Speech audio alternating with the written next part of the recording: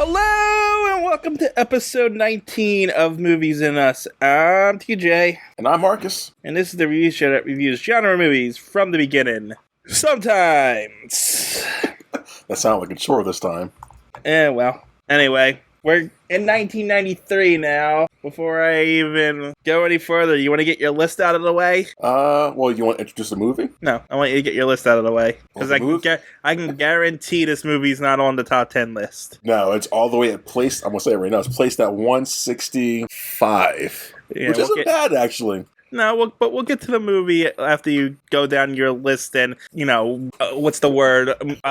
Glamorize how many movies came out in 1993. The 90s and 80s, man. The odd years usually are the good years. Yeah, we're doing top 20 in 1993. We'll skip some.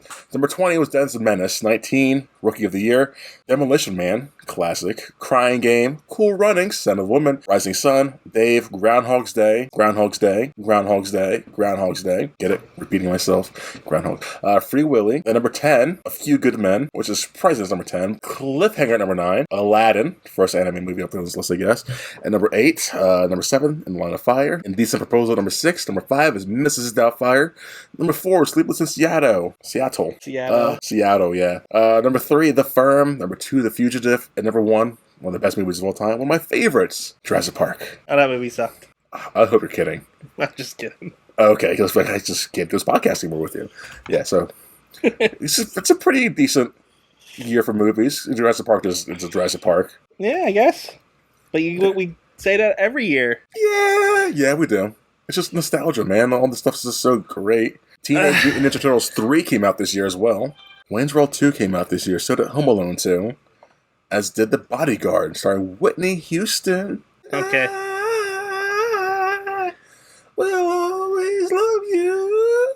I'm looking down a list, and that's pretty much all the fun. Unforgiven came out this year? What? Beethoven's second? Don't worry, peoples. We just gotta let him get it out of his system, and then eventually we'll get to the review. Wow. Days and the Fuse came out this year? What? I was just based in the 70s, so I thought it came out in the 70s. It came out in 93. Wow. You done? Schindler's List. Schindler's List came out this year. Guess where it's placed at? I don't care. You should. It's a good movie. It placed at 155. Well, it's a pretty dark movie. Yeah, but Schindler's List, though. Another Steven Spielberg classic. It's something you will want to go watch in a theater for 2 hours with a bunch of people. It's not 2 hours. It's 3 hours, 15 minutes, TJ. Yeah, exactly. Right. Yeah, whatever. Wow. And yeah, that's a depressing movie. I can understand why it didn't do so hot. Alright, you done with your stupid list? It's not a stupid list, this is historic, but yes, I'm done with it. We are doing Batman Mask of the Phantasm, which came out in 1993. It is an hour and 16 minutes long. It had a budget of $6 million, but only made back $5.6 million. Which still isn't that bad. But eventually it did make a profit. So it did eventually become successful. Yes, eventually become successful. Story of my life. Hopefully. We'll see. It wasn't originally supposed to be released in theaters. No, they rushed it out. Yeah, not the team creating it. The Warner Brothers made them rush it out. So that's why it kind of didn't have that much marketing behind it, and that's why it kind of failed at the box office. So, well, you want to mention it's the first one? First one of what? It's the first film in the DC animated universe, and the only one released theatrically before Killing Joke, 2016. Right. Yeah, so that's pretty historic for this movie. Yeah, I mean, but it's based on the Batman animated series, so of course it's gonna be big, you know? Oh, yeah. Because the animated series came out at like 92, and this is 93, right? Yeah, or it might have came out earlier than that, the series. Let's check. 92, 95. There you go. Yeah. Alright. Yeah, I don't really have much to say of behind the scenes stuff. No. I mean, they got pretty much all the voice actors that did their roles back from the animated series, so... And they got the people who work on the series. Oh, I guess I should do the credits. It was directed by Eric Radomski and Bruce Timm. Bruce Timm also worked on I think he was one of the co-creators of the animated series. It was produced by Benjamin Melniker and Michael Usian. The screenplay by Alan Burnett, Paul Dini, which I think is also the other co-creator of the series. Martin Pascal and Michael Reeves. Story by Alan Burnett. Stars Kevin Conroy, Mark Hamill, Hamill the best Batman and Joker. Dana Delaney. Arguably. No arguably. Yes, arguably. Boschner and Abe Vigoda. No, there's no arguably. They just The best animated ones, yes. Oh, and music by Shirley Walker, who was a big composer in the animated series. A pretty good one, too. Yeah, it's classic. So, yep, so there you go. So, it was worked on by the guys who did the animated series. It honestly feels like an extended episode of... That's my exact thing in my notes, yes. Because even though it's an hour and 17 minutes, they put a lot in this, and it feels long. Yeah, thank you for saying that. Yeah, it does feel like a 3-part episode, or like a trilogy of episodes. And yeah, it didn't hold my attention, so it did feel longer than it was. It held my attention the whole time. I really liked the movie, but it did just feel like a longer animated episode. And honestly, I think that's what they were going for, because it was supposed to be straight to DVD, or I guess VHS at that time. Yeah, so they had no expectations of, or I guess I can't think of the phrase to make it better and bigger, I guess. Yeah, I mean, and honestly, they only increased the budget after they told them that they were going into theaters. So they had 6 months with a bigger budget. So, I mean, of course, they expanded some things, but they already had worked on it for some time at that point. So, yeah. Did you mention the runtime, by the way? I'm sorry. Yes, an hour and 14 minutes. Okay. And the release date? Well, I said 1993, but it actually came out December 25th, 1993. The movie is made by Warner Brothers, and I only bring that up because seeing Bugs Bunny before a Batman cartoon is a little weird. Oh, really? I found it a little weird. I don't know why. I've always loved that introduction of him coming out behind the WB sign, because I used to watch the TV show, so it's just comforting, I guess, to me. Yeah, no, I didn't say I didn't like it. It's just weird before Batman, if that makes any sense. You know what I'm saying? No, I don't. It's like, here's Bugs Bunny, this goofy rabbit, and then we go into serious, dark, gritty Batman. Bugs Bunny's pretty serious and gritty. No, he's not. Oh, come on. He cross-dresses and, lures old hunters into his rabbit hole. I'm not saying it's not, there's not subtext there, but it's not intended that way. Yeah, it's not. I get what you're saying. Trying to make some last for the viewers, that's all. It just, they don't find you funny, so don't even bother. But it just was a little weird to me. It felt like I was going into the Roger Rabbit for some reason. I didn't get that vibe. I just I'm well aware it was probably just me, because yeah. But it's just Bugs Bunny in front of Batman feels like I'm going into a crossover or something. God, I would pay to see that. I don't know. Anyway, I guess we should get to the actual review. So we open in a sweeping view of Gotham as the credits fly through Gotham. And I'll give this movie this. They really got, the Batman opening credit thing down, because it took 40 hours to get through it. It did, didn't it? It took forever. And, I never noticed it until I started doing this show, how long the Batman credits always are. Every time.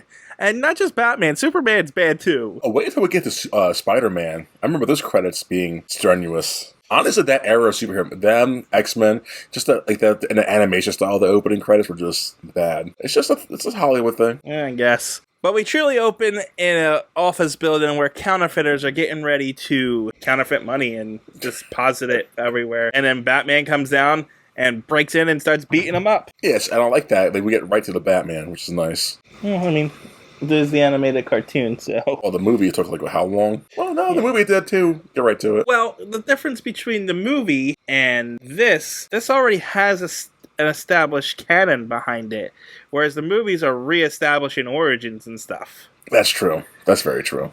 So, this is off of the animated series, so if you've seen any of that, you already know what you're getting here. Yeah, it's the exact same animation style, which I love. Same time period.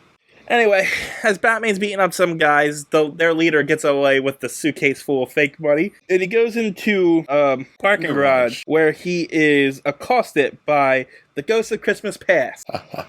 I didn't say it, the Joker said it. Spoiler alert, the Joker's in it now, they know. Come on, you don't have an animated Batman movie without the Joker in it. At least not the first one, so... Anyway, so this criminal decides to shoot this Phantasm, and the bullets seem to go right through him. I guess he's immortal or something. They never explain his powers at all, or how they work, how he manages to disappear through floors and shit. The guy is like dressed in like a Grim Reaper-ish, like you said. What'd you say? Ghost of Christmas Past. Yeah, always surrounded by mists, and has a hook for a hand. Well, it's heavy Scooby-Doo vibes, honestly. What I got from this movie, how that guy operates. I didn't get that. I just got, Oh, really? No, I got, typical Batman villain, if you get what I'm saying. I got since they created this villain for this movie, so I had no connection to caring that much. Like, if it was Scarecrow, oh, Scarecrow, I'm kind of curious, but it's like a new villain I never saw. This not even mystical, just this very curious powers they never explain, and they try to figure out who he is and try to unmask him. This is Scooby-Doo. I want the gang trying to figure out the mystery. Well, Batman was Scooby-Doo before Scooby-Doo existed. Scooby-Doo was wait, hold on. No, he wasn't. Show was first, but the comics were first, though. The comics came out 30 years before Scooby-Doo existed. No way. Yeah, Scooby-Doo was the 60s and 70s. Batman came out in 1937. Batman created the Scooby-Doo tropes. Yeah, because it started in 1669. Interesting. Yeah. I have a whole other podcast where we discovered this. Really? Because there's some very Scooby-Doo-esque moments in the early Batman comic. I believe you. I definitely do. So it's more Batman-ish to do it this way than it is actually. If you think about it, it is. No, you're not wrong. Yeah, it's just from a viewer, from my standpoint, seeing Scooby-Doo, then. But it's not actually Scooby-Doo as much as it's detective tropes. And he is the world's greatest detective, and mystery tropes and stuff like that. Yes, and that's more what it is. I don't know. You're not wrong. That's what I can't argue. You're not wrong. But I was surprised because bad guy tries to run over this Phantasm, and the bad guy breaks through his windshield and cuts him. And there's blood in this. Not a lot, but there's blood in this. Yeah, that got you too, right? Yeah, I mean it was a little cut, but I was just still surprised to see it. It's still in your face. It's the only red in the scene. Oh, there's blood, and there's more blood later. It's not a bloody movie, but like I said, there is blood. You don't expect it from an animated movie, let alone a Batman. I don't think that even the Tim Burton ones had blood in them. No, there was blood. There had to. Maybe there wasn't. I know the first one really didn't have it. Joker had a little blood when he died in the first one. Penguin had his greenish tint blood. Oh, right. The guy got fried. Didn't Catwoman get shot a lot, though? She felt her death. She did get shot. She got zapped. She dies a lot. But I don't think... Maybe she had some blood on her, I think. But it wasn't prominent. I don't remember now. Yeah, right? Okay. But this has blood. Yeah. Anyway, the Phantasm causes the guy to drive out of the parking garage he somehow breaks through the cement parking garage and flies 30 feet over and through another building, which was a cool scene, but looked very survivable to me. But yet he dies. He died too. But that scene, if you think that was cool, we gotta watch Fast and the Furious then, because that was... Yeah, but this was before Fast and Furious, and it's animated. Yeah, I think the Fast and the Furious isn't animated to an extent. But my point is, it did it before then, so it gets more credit. It does. And plus those movies are terrible. Those movies are they're movies, technically. That's the nicest thing you could say about them. Yeah, they're movies. Anyway, so this gangster dies, and everyone sees Batman on the roof, and they're like, oh, Batman just killed that guy. And so we cut to a press conference where they're like, we gotta catch Batman because he's out of control, but Commissioner Gordon is like, Batman didn't do this, you're stupid. And that's that, I guess. Is that the only time we see Commissioner Gordon? No, we see him one more time, after the second murder. Okay. So, after the press conference, Bruce is down investigating the glass and stuff, and he's being Batman in the Batcave. We get a little scene with him and Alfred, and Alfred's introduction in this, and so forth and so forth. Their relationship in this whole movie is played up for laughs. So yeah, tongue-in-cheek kind of stuff. And it was funny. Mm-hmm. Yeah, definitely. It's not laugh out loud funny, but it's chuckly. Chuckly? Yeah. Chuckly. I like that word. Yeah, you like it because it doesn't exist. Exactly. It's my word. Let's get chuckly, guys. Anyway, so we go into the Tim Burton first Batman movie as we have a party at Wayne Manor. It felt very reminiscent. And Bruce is playing his playboy ways, and he gets a drink thrown in his face for standing up this one girl. And then the councilman who's like, we gotta catch Batman, comes up and says, who was that one girl you used to date who you let get away? And this is where we found out about Andrea Beaumont, I think is her name. Oh, man, probably. Yeah, Andrea Beaumont. Now, is she created for this? Was she ever a thing in the comics? No, this was hers. This was not hers. She was just for this. Okay. I mean, you could tell because you get her whole origin story. Yeah, there's a lot of flashbacks to this movie, guys. Well, yeah, because Bruce goes and sulks in his parents' memorial room, I guess, because there's just a chair and a picture of his parents in that room. Which is very weird.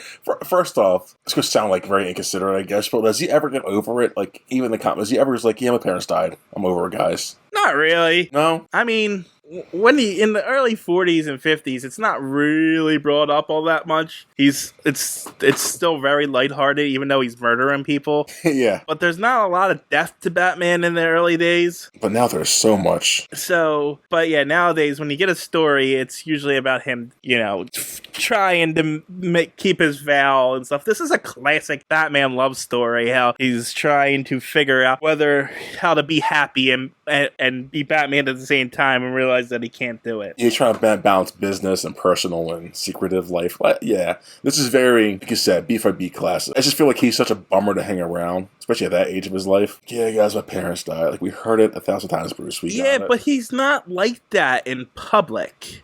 He's not, but if, like, he romantic wise, like, let's say you're like a female, you try to get to know him, he always brings that up, like, smile. Yeah, I mean, he's not really like that with Selena Kyle, but... Well, because they're one and the same, right? Yeah, they're kind of the same name as far as damage goes. Oh, so we're in the flashback, and Bruce went to his parents' grave, and this is where he meets Andrea Beaumont talking to her mother, who's also dead, and they hit it off. Your parents dead too? Yeah, yours too? Yeah. Sorry. That's a weird way to meet someone. That's not how that went down, but okay. the Spider-Man meme pointing at each other. Dead parents.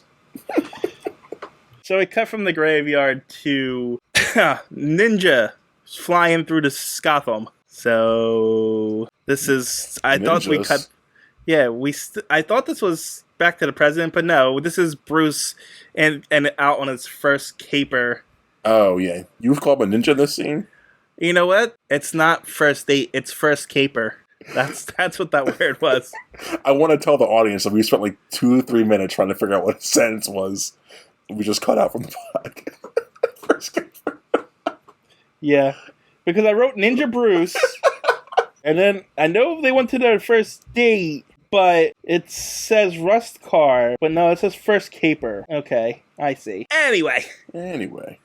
So Bruce is a ninja here. He's all dressed in black. He's swinging through ropes. He's got ninja stars. Yeah, I didn't see him as I didn't see him. They even say when he gets a visit from Andrea, and the next day that he's doing ninjutsu. Yeah, he's a ninja. Yeah, he's a ninja. So yeah, he's stopping. I don't know if these guys are stealing stuff, because they look like they're just loading stuff into a truck. Well, they gotta be doing... No, because there's 2, like, guards tied up. Oh, there is guards tied up. Yeah. Anyway, this is just a big action scene. Yeah, it's well, I guess, is it directed, I guess? Well, animated? I don't know how to phrase that for an animation movie. Choreographed? Yeah, I mean, I guess. It's just, he comes in and he beats up a bunch of guys. Choreograph's the word, but one of them gets away, and so then it turns into a car scene, and, there's a cameo from, not cameo, by Bullock. He's one of the cops from the animated series, and from the comics.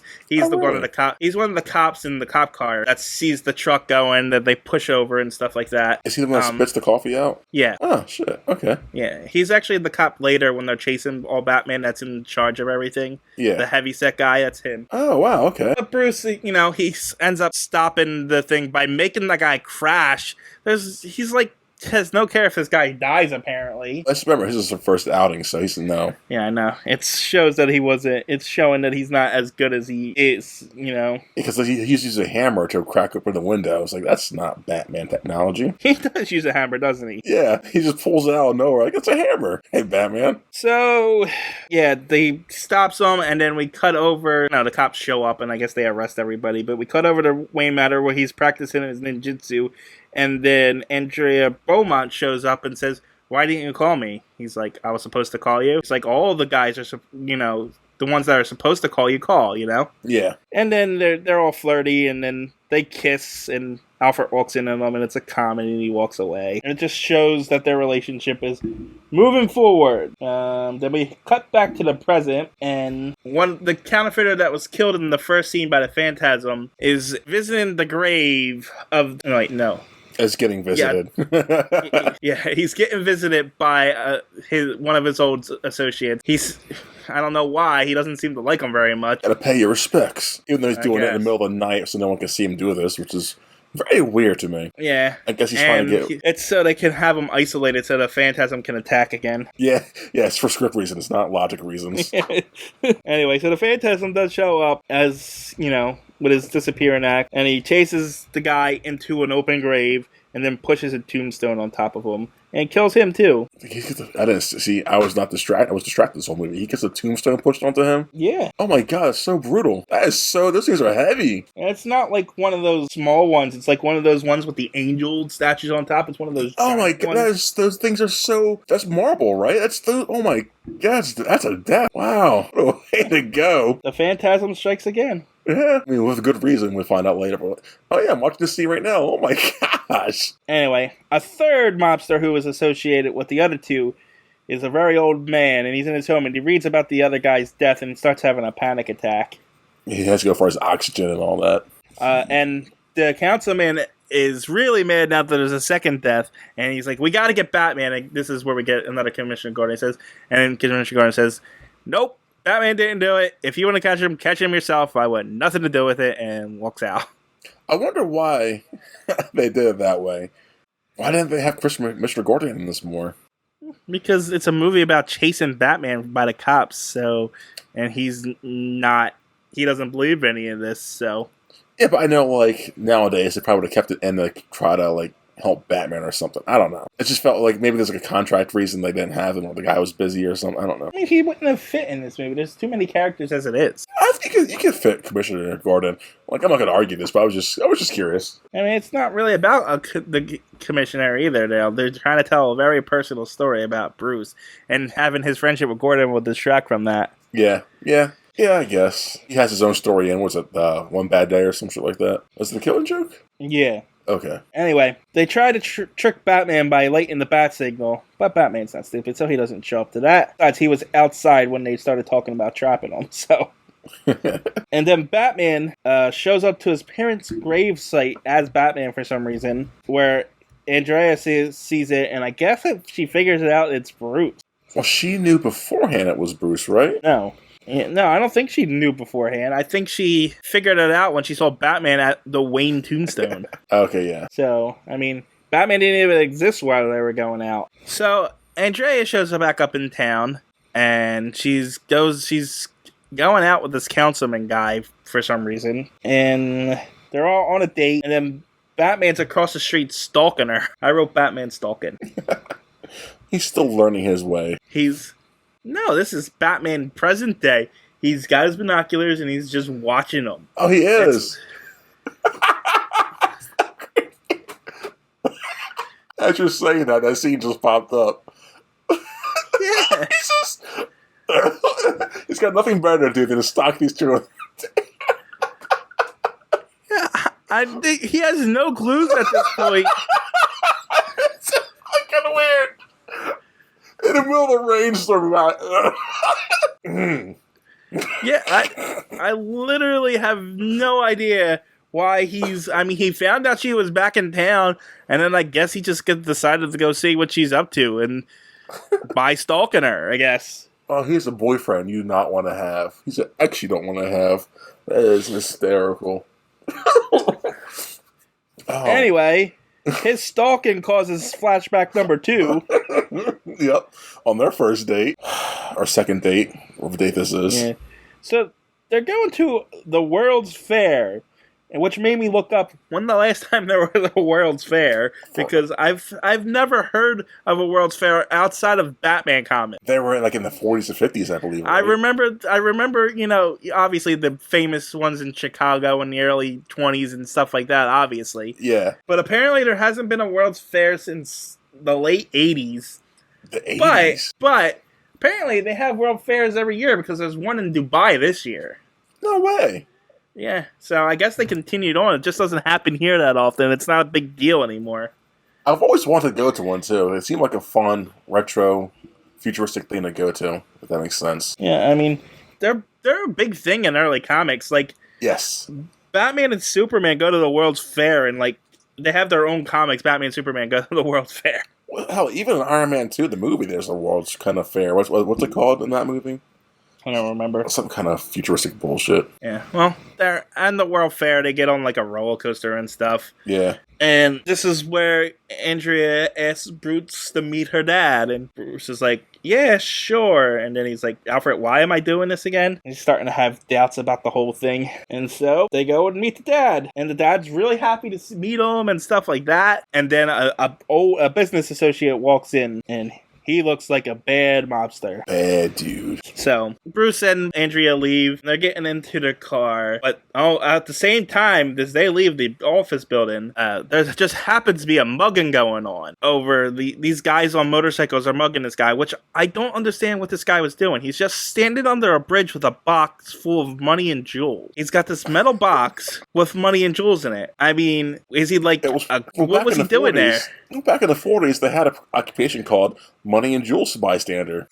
This isn't 40s. This is like 92. No. This TV show takes place. The TV show. This Batman era kind of takes place in the 40s. No, it doesn't. I read it up on the Wikipedia. I believe it said it takes place in the 1940s. Or IMDb. That's what it was. Hold on. Hold, please. Storyline. Maybe not. No, there's too much advanced technology in this for it to be in the 40s. Kind of, but not really, because I know the cars are really retro. Yeah, but all his devices. He's got a giant back computer. Well, he's Batman, so he's always advanced. It's like saying Iron Man does take place in 2008. There wasn't even computers that advanced in the 40s. Were there even computers in the 40s, I don't think? I think there was computers. I don't think they were the computers we think they are, though. I read it somewhere today, or yesterday. This takes place. It might have an aesthetic of the 40s.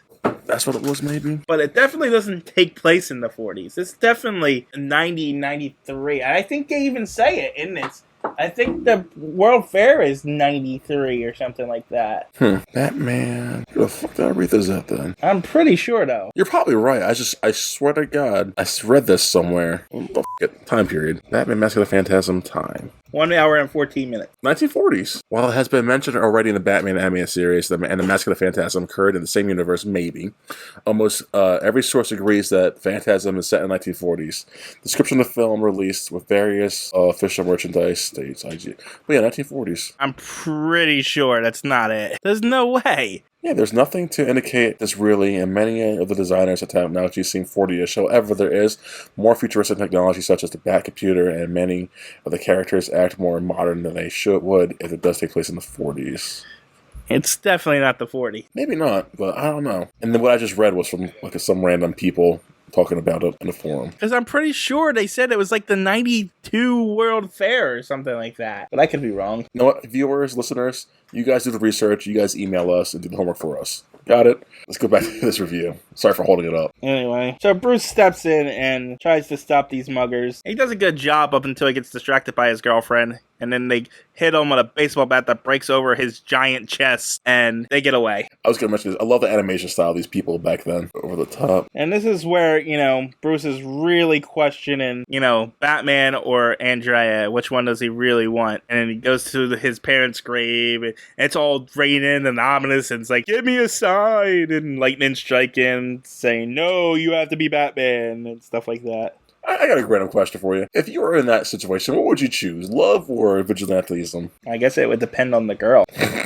Well, it's a girl you like that, I guess. I don't like. Again, I guess it would depend on that. If it was, and I mean, looks aren't everything. It's who that person would be. You Well, know? yeah, that's what I'm saying. Like the personality, like it's like a female that fits all the criteria for you. Yeah, but just because they fit all the criteria for me, it might not be stronger than that pool, to do what you really want to do. It's got to be, it depends on which one's more important to you at the time. It also depends at what stage in your life you're at, too. Yeah, how old's he right now in this? Well, these are flashbacks, so this is before he's Batman, so I'm assuming early. Actually, he might even be. See, they say they were in university at one point. He could be anywhere from like 18 to 20. Oh wow! So yeah, he's definitely not. Yeah, he's super young in the flashbacks, even though he's still drawn like he is in present day. So he looks like he's 35. But yeah, so man, at that age, I don't know. I think I definitely would have picked Batman route. I think maybe not. I'm an asshole. Probably Batman. I would have strung her along for a while. Like, yeah, I like you a lot. Sickly doing Batman stuff. Take that. Yeah, I know myself. Okay. And like I said, it really depends. And it also depends, what obstacles I have in my way at that time, Define obstacles, like, what are the things stopping me from being a vigilante? What are the things in my real life that I need to do in order to be with this woman? If it's, even if she's the best woman in the world, if I'm not, like, financially secure or, something like that. Oh, I'm saying in this example, you're Batman. Like, you're in his shoes. Yeah, I know. But if you're a billionaire, and what am I too busy taking over this company and making sure all this is right? Do I have time for this? Yeah. And this and her. Am I have to worry about being backstabbed by investors and lose my fortune or something? Does that happen? There's a lot. It doesn't happen a lot, but there's a few times. There was a story arc recently where the Joker managed to get all of his money. That sounds like a bad story arc. Is it a good story arc? Well, Joker ends up taking over Gotham and buying all the officials and stuff, owning the police and stuff. The Joker? Yeah. Like the Joker, like people like who know. How does that happen? Was it believable? Well, Joker didn't come right out. He was and say, "Hey, I'm running the city." He does what corrupt politicians do, and he bought everything. But was he hiding behind someone? Or did they know they were going through the Joker's pocket? It's comic books. Of course, he had Roman bands of clowns attacking the streets of Gotham at all times, and the city was practically burning. But what's the fucking but it's Joker? comic book. Like who? Will, I get it. But like who like willingly? But at the same time, you say it's the Joker. Everybody, you should know. But again, it's the Joker. Are you gonna go up against the Joker? I wouldn't go up against him, but like it just seems like it's like okay, Joker, do what you want. I don't care. You're saying the Batman whole city got. I hope Batman comes and save us soon. Well, honestly, at that point, I would just moved out of the city. Like if Joker and the Batman are always running around and doing their shit, like screw this. I'm going somewhere else. This storyline was like 3 storylines past where Bane had taken over the city. There's gotta be some point in your like listen, it's just some mass luchadors just took over the city. Now some crazy clown is taking over the city. But to be fair, Bane actually owns his own country and has his own army. He does, you're right. So when he took over Gotham, he put all the villains in charge. So, you've got like insane people running the entire town. Plus, he had Dr. Psycho, which you don't know who that is. Not Dr. Psycho. What is it? The guy who's outside Time and Crisis. They know who I'm talking about, the fans. He was... I can't remember. Psycho Pirate. Psycho Pirate? Sounds a great name.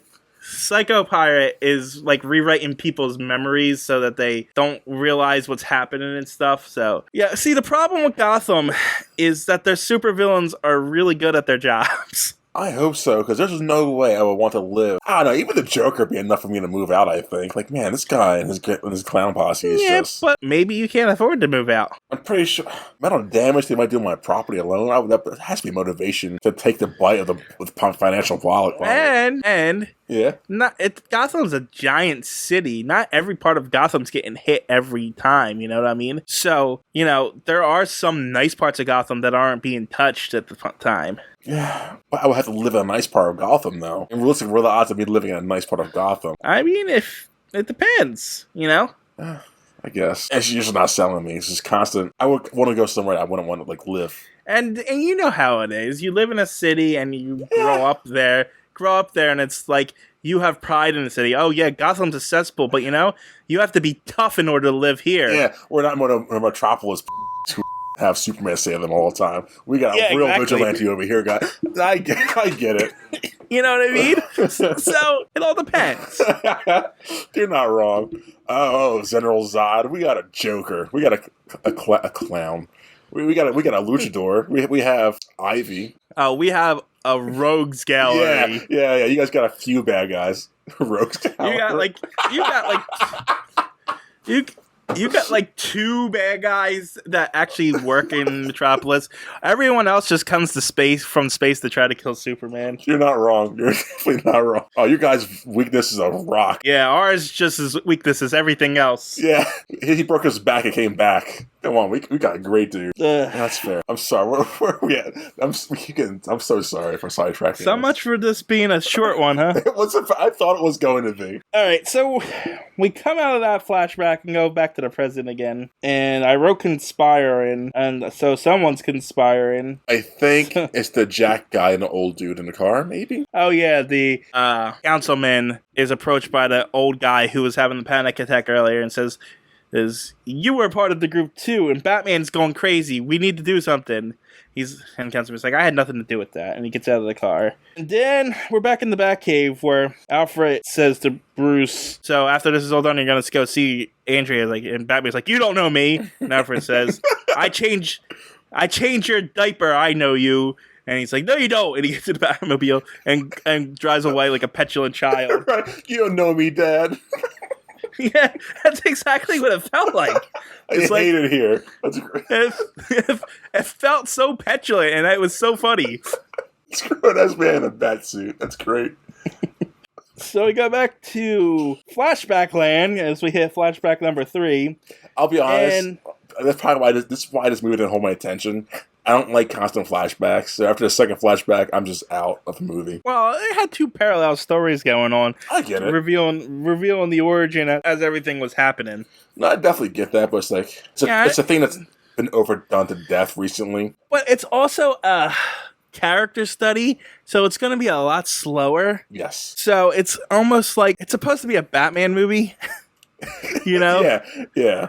And don't get me wrong, I found the story interesting and stuff, but like if it should have been 3 episodes of the animated series. Yes. You get one episode that's entirely flashback, and then you have the first episode be the lead up to Phantasm, second episode be the origin, and then the third episode you have the climax. Exactly. But instead, because this is just an extended episode, they had to fit it all in. So you can't have that format here. So you have to interlace everything. Yeah. I definitely don't fault them for it. So, I mean, but, you know, Bruce and Andrea is going to go away with her father, but Bruce is like, don't go, and he asks him to marry her. And she says yes. And this is where I realize the dialogue's a little stilted in this. What do you mean? Like, some of the reading is a little stilted sometimes. Some of the lines they have to read is, like, comes off as, I'm reading a line. Yeah, I noticed that, like, early on with Batman, it's Kevin Conroy, because I remember, like, everyone said he's the best. Like, yeah, he's great. But like you said, in the first few lines they were saying, like, this seems like one of the first outings as these characters. It feels like they're not really into it. I don't think that was the case. I just think some of the lines weren't written that great, and that's what they had to work with. And also, like you said earlier, they had to rush this out, so... Yeah, and so it's not consistent, but sometimes when Bruce, especially when Bruce is talking to Andrea sometimes, it feels like their dialogue's a little stilted. Yeah. Well, anyway, when Bruce and I asked Andrea to marry her, not fly out and say, we disagree, you're not marrying her, you have to be Batman. So on the nose. That's not what happens. But this is also where I noticed that the Wayne Manor is on a cliff overlooking an ocean, and there are caves. Obviously, the bats flew out of the caves, and which is going to leave Bruce to discover the cave underneath of Wayne Manor. But where is Gotham City that Wayne Manor is out on back and has oceanside view? Well, remember in the Zack Snyder Batman vs. Superman, I guess, it's like right across the pond from Metropolis. Okay, you know where Metropolis is? It's pretty much New York City, right? Or no? Like I don't know where it's at. Metropolis is in Kansas, Oh God, so you're right, aren't you? so it's in the middle of Kansas. So if it's right across the street from there, which it's not, because let's be real here, that's because that movie sucked. Oh man, it really does suck. But if it was right across the street, Gotham is so landlocked, there is no ocean. But it's just so confusing, they never established where Wayne Manor was. No, they don't. But does it matter though? It matters to me as someone who reviews Batman. You nerd. I guess they want to make it like the everyday, every man, every billionaire's kind of location they will go to. Yeah, but he has an isolated manor up in the mountains in the woods. Doesn't need an oceanside view too. So He's Batman. He's got to have it all. How else will the bat boat thing will have access to well, his I place? just assume there's like reservoirs and lakes and stuff like that. But I mean, I guess it could be the Atlantic. I guess he could live off of down in Ocean City somewhere. he's got a thing he rents out to people when he's not Batman. Yeah, I guess, I don't know. Batman visit the Jersey Shore. Yeah. Anyway, Batman discovers the Batcave. And it's like, hey, there's caves as big as the Manor down here. And as he comes up, Alfred delivers the bad news that Adria went away with her father and broke off the engagement. Which I was actually surprised that she broke off the engagement. Why were you? It wasn't him. Because it's usually him that does it. Yeah, but it feels like she was like written strong enough to realize this isn't gonna happen. Yeah, but you also didn't know about everything. They just got engaged. You didn't know about the stalking he was doing. Well, no. This is in the flashback. You didn't know about the business associates. Well, I mean, you knew about them, that it was in the background, but you didn't know how bad it was until later, so. Yeah, true. You figured he was just like, oh, I choose to be Batman. Anyway, after that, they're in the Batcave, and then Bruce puts on the bat suit for the first time, and he puts on his mask, and Alfred is horrified by this. He says, oh God. I kind of like that, though. That the outfit's so fearing that it strikes fear into Alfred for a little bit. And it's an iconic look. I like this look of Batman a lot. I mean, you'd seen your son go insane. I guess it would be a no God moment. Seeing your son go insane. I mean, how do you explain it? How do you explain it? Yeah, there's no way to explain. This man needs therapy. Simple as that. Anyway, the old man shows up at the World Fair, and it's abandoned and run down. Why didn't they just tear that place down? It's America. Do we have a bunch of abandoned theme parks and stuff like that all around? We do. It's not in America. It's just how we peak creatures humans are around the world. Abandoned theme parks, buildings in general. Do we leave them abandoned so that later on someone can film a movie in there? Pretty much. Some teenage photographer comes in like, oh, look at this really cool, eerie place. Yeah. And so we can get our independent scary movies. Which have ghosts not doing anything besides just messing with people for an hour and a half. Anyway, so the guy shows up at the World Fair, and then the Joker finally shows up. At the 2-minute mark, pretty much. Shows up and steals the rest of the show. He does. I was like a sigh of relief when you showed up. Like, thank God. So the old guy's like, I'll pay you money to kill Batman. And Joker's like, I don't really want to kill Batman. So, but, and he's like, you're in all, you know what happened before. He's going to come after you too. And he's like, yeah, probably. Okay, I'll help you. Has the Joker always had that dynamic with the Batman? Well, not really.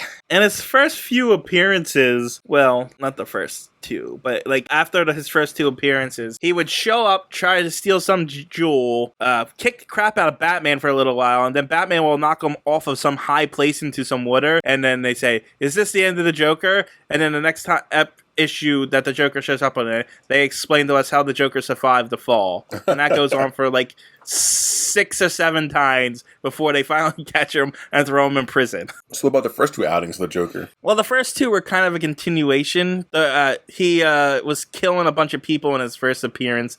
I don't remember why. He probably wanted jewels, because all he wanted in early comics was jewels. Wow.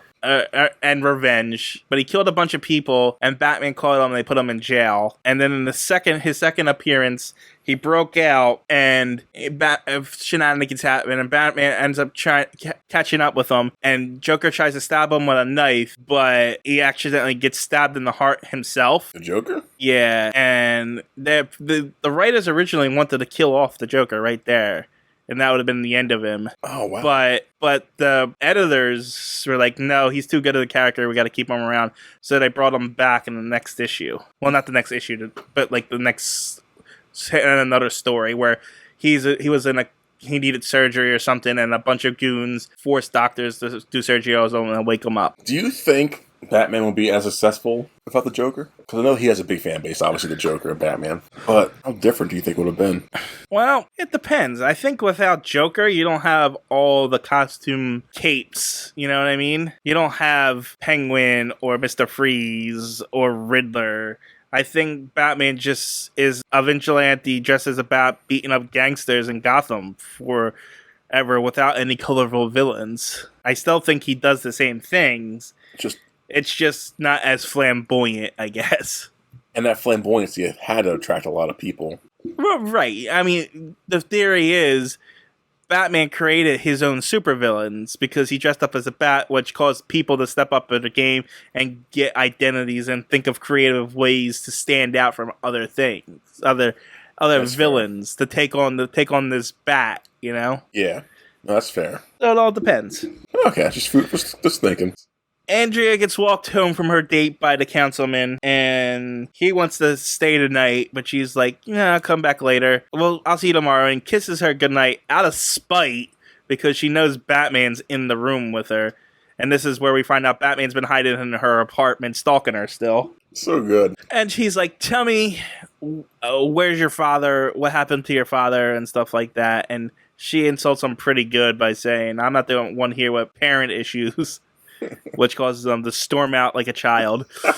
And then she breaks down crying on her bed. And so, but the Phantasm shows back up at this point, and he's going to finish the job and kill the third old man who's hired the Joker. And she's going to do it, but Joker already got there and killed him. Joker put a camera on it, so he sees it's the He sees the Phantasm, and it's not Batman killing people. And so he blows up the old guy's place trying to kill her, but she gets out before it happens. But Batman saw the explosion and is in his Batplane, and they have a little chase over the rooftops and all that. Yeah, but somewhere along the line, she uses her magic powers to disappear, and the cops find Batman, and there's a long chase with the cops. Yeah, you can tell this is one of their big action scenes. Because it's just the cops chasing Batman through the rooftops, through a construction site. Explosions are happening. Batman gets hurt. He actually uses his mask to distract them. So now he's being chased when he doesn't have his mask on. It's more blood. Yep. Batman's hurt. And then he goes down an alley where Andre is waiting in her car. And she helps him get away. We cut to a flashback number 4. Or is this 5 at this point? It's too many. So the last flashback I forgot, they wanted to tell the dad engagement. She went in and discovered that her dad was talking. No, she went in the house. They didn't show that part yet. And that's when we cut to Bruce discovering the Batcave, and he gets the wedding ring back, and the engagement was broken off. This reveals why she broke off the engagement. She walks in, discovers her dad, was actually embezzling money from these gangsters, and he owes them money. And he's like, "I'll get your money 24 hours. And they're like, "Okay, you got 24 hours. And then he just says, "We gotta go." They pack a suitcase and they run away. We gotta get out of here. They're gonna kill us. I love it. Sorry. These gangsters are stupid. They didn't have anyone watching them. You would think so. Or not even, he's lying to you. He's like, you had X amount of days to give us the money in the first place. What's 24 hours going to change? Yeah, so, I don't know. But Bruce is in his, he also discovers by looking at one of the pictures that one of the guys that was working for these mobsters is the Joker. So, but he discovered this by seeing a weird looking guy and then drawing a smile on his face. Because that's how detective works happen. The aha moments. Yep. Alright, so Bruce and Andrea end up spending the night together. They're back together, I guess. Meanwhile, Joker pays the councilman a visit, and it looks like Andrea calls him and says she can't make it to lunch while the Joker's there. And then the Joker looks like he kills him with a knife, doesn't it? It does, yeah. But no, he just exposed them to Joker gas. And so now the councilman is in a hospital, not unable to stop laughing. But why didn't the Joker just kill him? Well, I remember hearing a while back about how originally the Joker's supposed to kill people in the show, but the censors didn't want that, obviously. And it was supposed to be more bloody, so instead they made him too laughing gas, which is more creepy, honestly, in my opinion. So I guess he was originally supposed to kill him in this. Well, I think he still killed people in the animated series with the legit laughing gas. Yeah, but he wasn't They just got it past the censors. Yes, they would have a smile on their face, which is really eerie. Right, but why didn't he just, use that gas and kill this guy? This isn't the animated series on TV. You don't have to worry about the censors. Warner Brothers still. Money. Everyone knows the Joker kills people. That's what he does. Anyway, Batman visits the councilman and gets the information that he was working with them, and he helped them escape, but he needed money for his first election, and the guy said no, so he sold him out to the mob. And so Batman goes and pretty much thinks that Andrea's dad is the Phantasm. So he goes to her apartment, searches it, and then the phone rings, and Joker thinks it's Andrea because Batman does not say a word to him as he just rambles on. And he throws a bomb at the apartment and blows it up. For why reasons? Because he knows she's the Phantasm, and she's coming for him. But why blow it up, though? Oh, Joker blows it up. Yeah, he blows up the apartment. When you said I thought Batman blew it up. No. Joker blows up the apartment, calls her to taunt her that he's going to blow it up, but Batman's the one there. Yes, okay, that makes more sense. And then we go back to our final flashback, which I think is like the 6th one. Again, too many flashbacks. Where it reveals the Joker, before he was the Joker, killed Andrea's father, so her father can't possibly be the Phantasm. And ta-da! The Phantasm visits the Joker he's at the abandoned World Fair with his robot wife. I love that. And she tries to kill him, and he actually unmasks her along the way, and it is Andrea. She is the Phantasm. Dun, dun, dun, dun. We did not plan that. No, we didn't. We don't plan anything. We're just a perfect duo. We finish each other's sentences. You're right, TJ. Uh-huh. But yeah, so Joker unmasks it, and Andrea fights the Joker, and it just shows the Joker beating up on this woman. Beating her up and toying with her. Yeah, I mean, don't get me wrong, she's a badass and can handle herself. But it's 1993, and the Joker is punching a girl in the face. What's wrong with that? I mean, it's just weird. You know what I mean? I didn't see it as weird. It's the Joker. He's a bad guy. What do you expect? He's not gonna pull his punches on a female. Well, I know, but it seems darker for some reason. I don't know why. Maybe because it's a cartoon too, I guess, for you. Yeah, it's like, and of course, he ends up hitting her with a bologna loaf or whatever it's called. I love it because he's got the gag of she's pinning him down, and next to the bologna loaf is a butcher knife. He's just like picking between the two, which is like, of course he picks the bologna. That's great. It's maybe it's the old school sexist nature of my being, but it's just weird to see a woman get hit like that by the Joker in a 1993 cartoon movie. Yeah, a cartoon movie promoted by Bugs Bunny in the beginning. But I mean, if I saw this in a cartoon nowadays, I wouldn't even blink.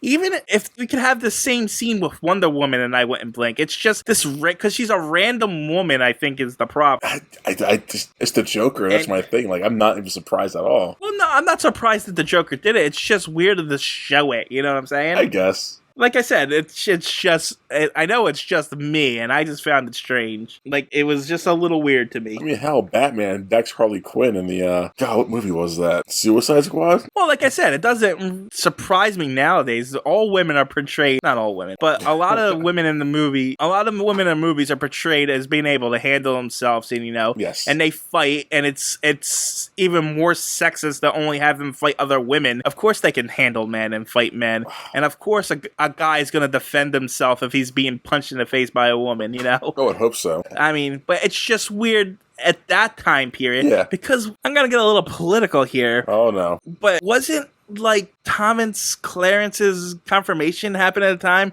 and there was, like, allegations of him hitting women or something like that? Who? Or maybe the judge, Clarence Thomas.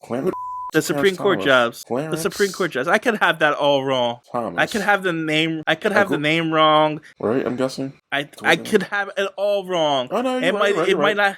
Toward the end of his confirmation process, sex harassment allegations against Thomas by Anita Hill. Okay, a law professor who had previously worked on Thomas. Okay. Yeah, and I think that was all happening around this time too. Around 1991, yeah. So, I mean, I guess it's 2 years later.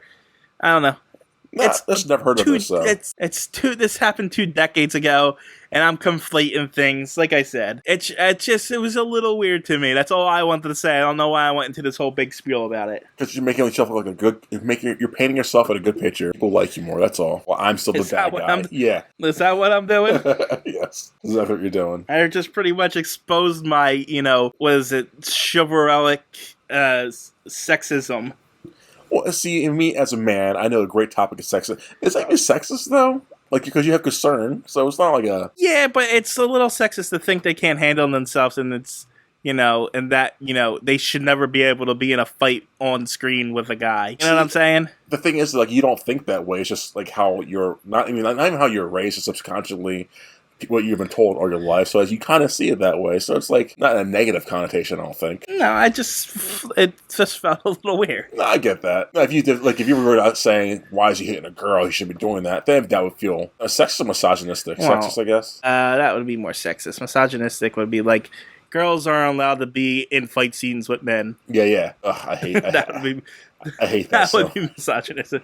I hate when they make women fight women. Like, really? Is what we're doing? I mean, don't get me wrong. They can fight women, but that's not the only thing they can fight. No, you're not wrong. Yeah, but it's like when they just stick because if you go down that road, that it's sexist that women fight women, then they can't fight any women. It's just like no. I just hate of course not. I hate when they go out their way to make a female fight a female in a movie.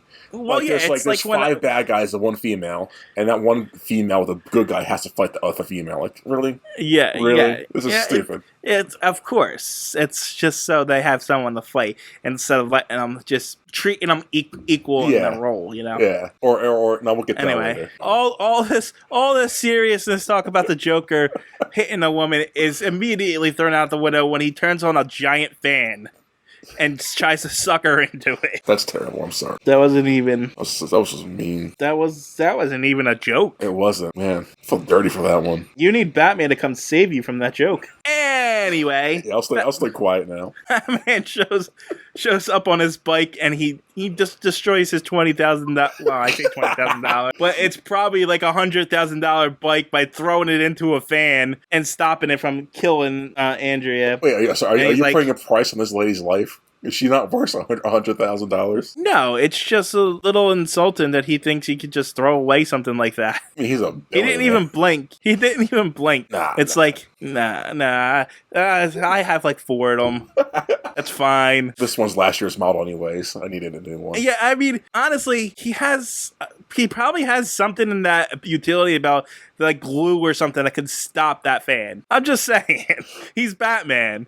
I mean, he did have octopus repellent and shark repellent and other kind of sea creature repellent, so you're probably right. Yeah, so I'm just saying. There was a more practical way to do it than destroying your motorcycle. So after the fan scene, Joker reveals that he has the whole place laden with explosives, and Andrea's about to kill the Joker, and Batman's like, Andrea, just go. I got this. You don't want to do this. This place is going to explode.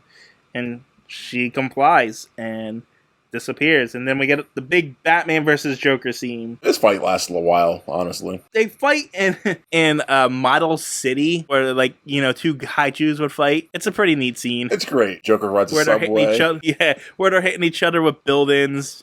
He tries to stab Batman with like the Empire State Building. Yeah, he's got like little helicopter drones. He pilots, and they cut him up too. Yeah, did you catch the I won't say product placement, but the Warner Brothers placement. The Warner Brothers placement on there. Yeah, have like a little logo on like one of the little buildings for no reason at all. No, just a reminder you're watching a Warner Brothers production. Yeah, it's not like we didn't see Bugs Bunny in the very beginning.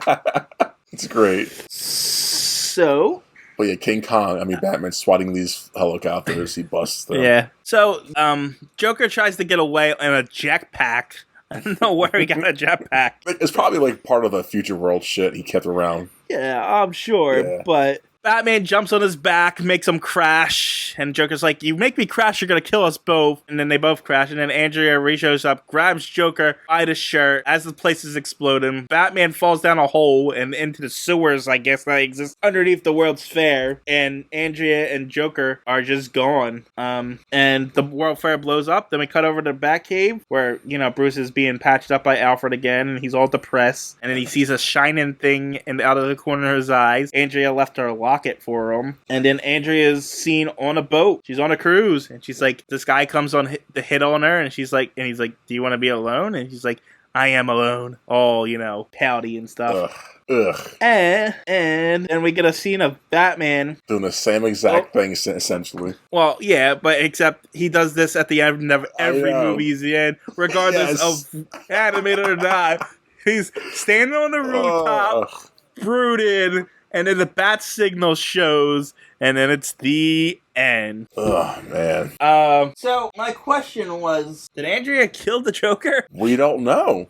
Does she turn him in? But I know that I looked it up, and it's like, they say the Joker shows back up after in the animated series, so apparently not. So what did she do with him? My best guess is during the explosion, she loses sight and control of him, and all three of them go their ways, I guess. Yeah, but she's magical. Yeah. It never explained her powers. No. She just vanishes into floors and stuff. Right?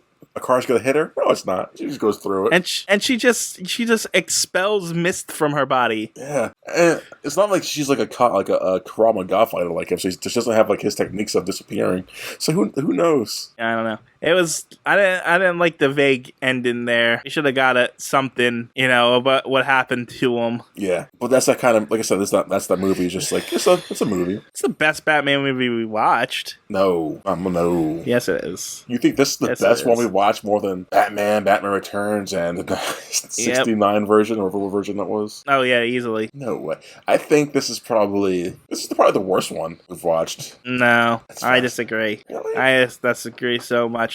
Yeah. What's better about this one than the other ones? One, it's shorter. Okay, that's plus. And two, it's a cohesive story from beginning to end. It is a story, and it's a little boring in spots, but that's because it's more of a character study than a Batman story. And just because it's not a full blown Batman story does not make it worse than, you know, the Joker dancing the Prince, or, you know, Danny DeVito being carried away by Emperor Penguins. But at least those movies had endings, though. Like, you knew what happened to the villains. You know, it did have an ending to the story of her. It did have a story, a conclusion, and the fact that of the Phantasm part of it, and this is like a continuation for the animated series to pick up on too. Yeah. So this is not like a standalone movie either. But if you're counting it as a standalone movie, even if it's a standalone movie, you can just assume she kills the Joker. She gets her revenge. She goes off to be alone forever, and Bruce goes on being Batman. I don't know. I think there's like one of the worst.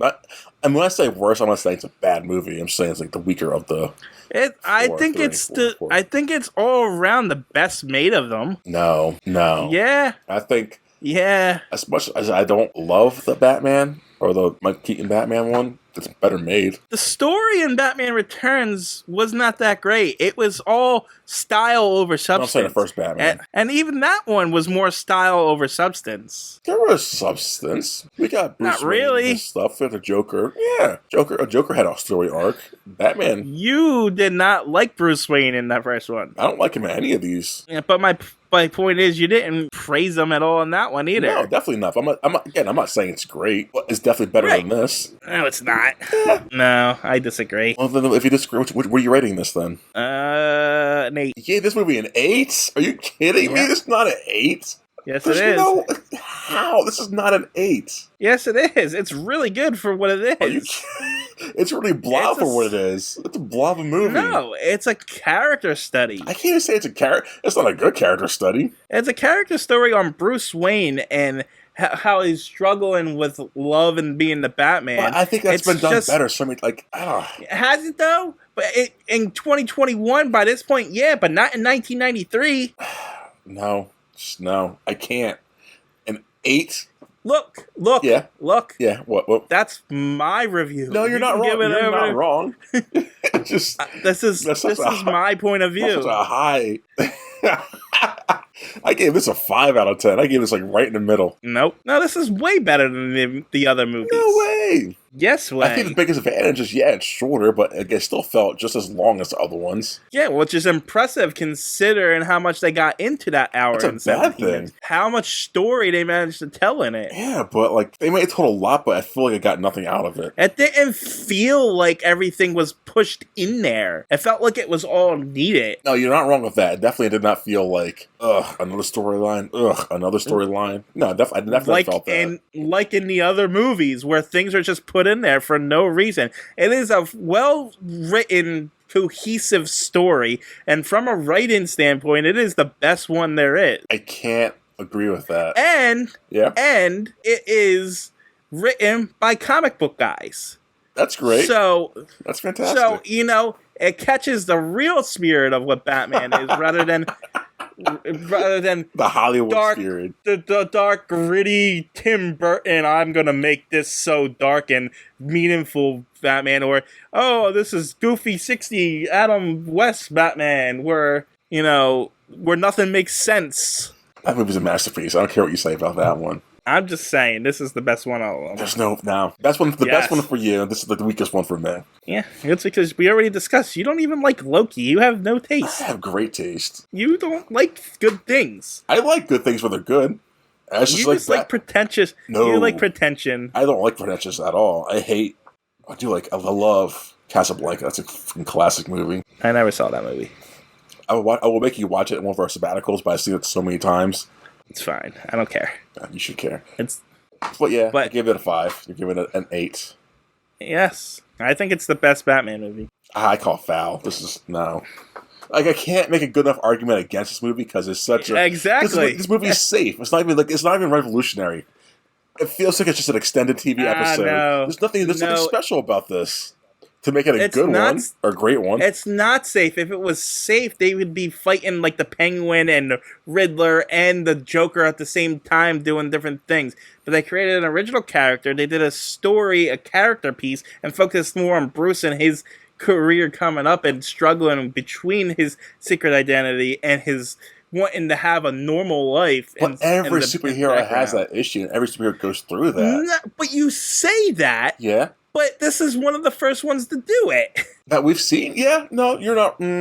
Superman goes through that bullshit, doesn't he, in the first movies? Yeah. Like Lois Lane, I should tell you. Maybe I shouldn't. Lois Lane will tell you. I tell you. Reverse time. I never told you. He goes through that for like 2 movies. What else has there been? Superman is different than this, though, because Bruce is not Batman at the time. This is before he becomes a superhero altogether. This is a divergent path in the beginning. Do I want to go and be a superhero, or do I want to go and live a normal life? Where Superman's already Superman when he falls for Lois Lane, and that's just like, should I hide my identity or tell her the truth? That's not what this is. Yeah, I'll give you that. There is a difference in storytelling there. What about the first Batman where he decides not...